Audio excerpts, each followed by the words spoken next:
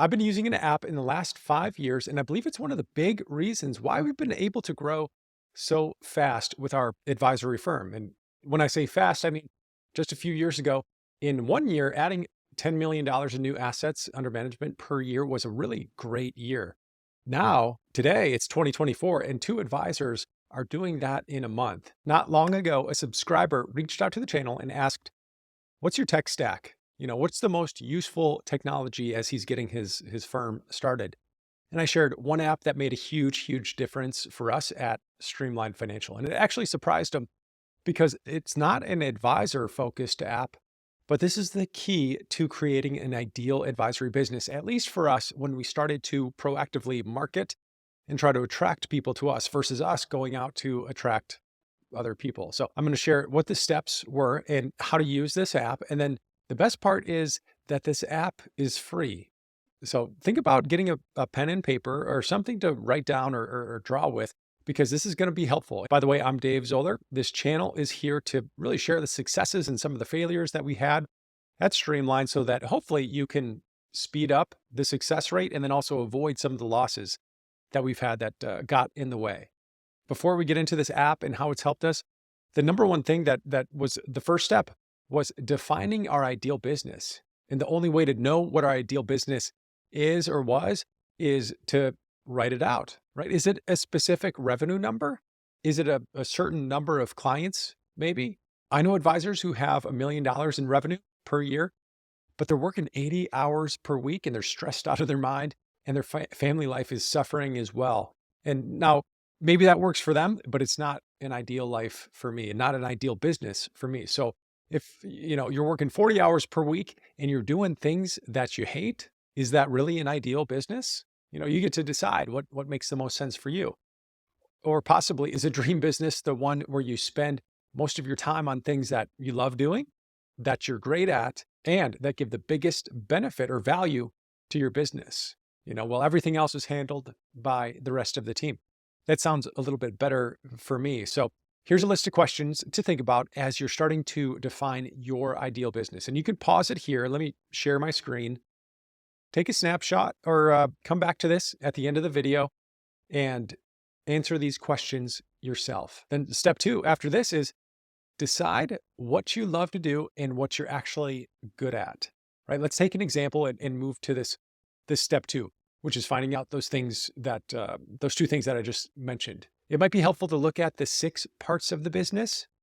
I've shared that before on this channel, and see, where are you spending most of your time? Let me scroll down a bit.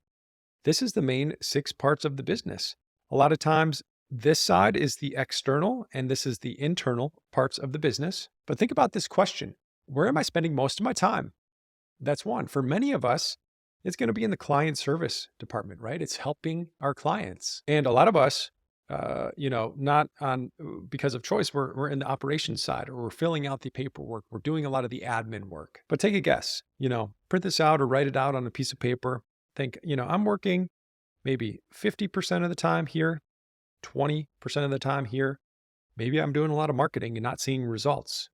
And then the next question is, where do I need to be spending my time as an advisor to grow my business, if that's the goal? For a lot of the advisors I talk to, it's getting really good at these things. If we can get it good at this, then the rest will fall into place. But that's up to you. Go with your gut here. Here's my example. 6 years ago, let me write down the actual numbers here. So 50 and then 20% here. And then people management was a bigger part of my job. Back then, it was 10%, and then about 5 here. I'm hoping this adds up to 100%, but sales was about 10, and then marketing, I'd say it was about 5%. And when I answered these questions of what area do I like the most, really, it was in this area of marketing and sales.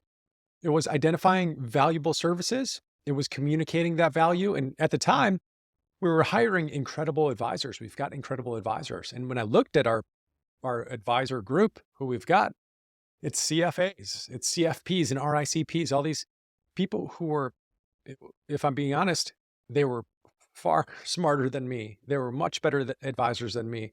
They're great at the in-depth planning and the research. And they also exceeded me in the ongoing relationships with clients, but they didn't love the marketing and sales. Very early on, we asked about this. And now that we had a team positioned to grow, we wanted to grow. And because we had something good, we knew that we had the product, we had the service that people like, that clients liked, but our bottleneck was marketing and it was attracting people. We didn't have enough people coming in to Streamline that we wanted to. Here's the example of that. This is throughput, my example of throughput. So we had a great service. We had all the other things handling that were running smoothly, but we didn't have enough people coming in. This is where the blockage was, right? And the people who were coming in, the sales wasn't what it should be.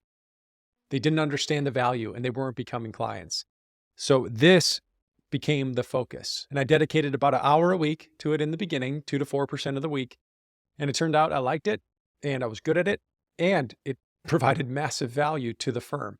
But there was a problem to this. And as I share the problem, let me know if you like this type of video by clicking the like button. Share it with somebody else to help spread this to other advisors or people that you work with. So as we were seeing success with the marketing and sales, as I was focusing on that, people were reaching out to us for the first time ever. I was talking to new clients and doing intro calls and providing one-page plan deliveries and all the things. But the result was I was getting overwhelmed very quickly because I was serving existing clients.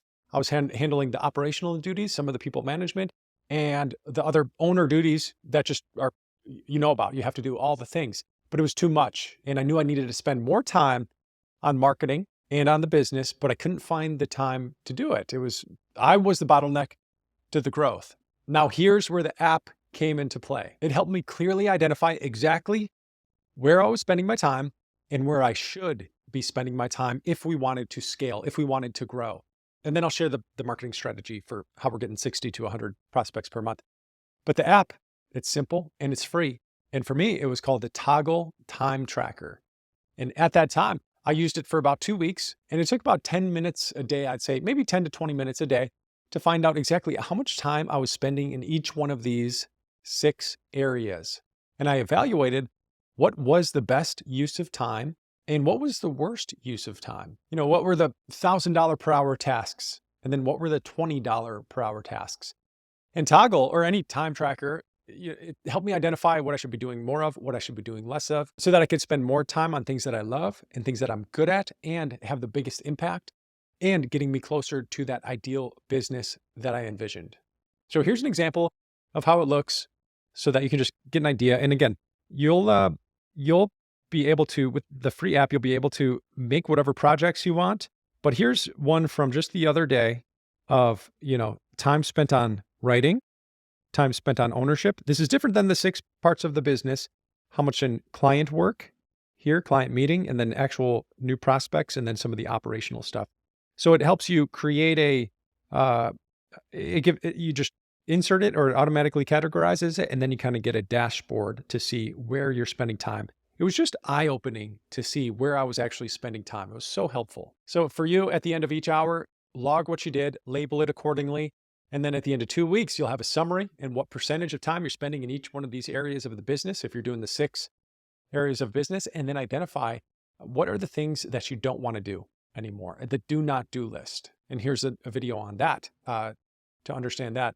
And just remember this idea of the circle within a circle. Let me share what I mean. I'll zoom in here.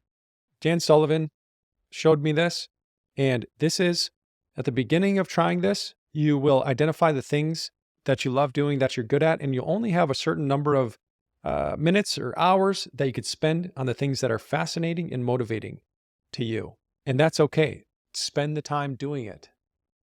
And if you see results, then you'll be able to expand that circle a little bit more and more each week or maybe each month. So it takes up more and more of your time, and it'll force you to offload some of these things. I don't know if you know Benjamin Hardy, but he'll be, or the 10X is greater than 2X, or the idea of the 80-20. What's the 80% that you can offload to others that they want to do? So that's the idea.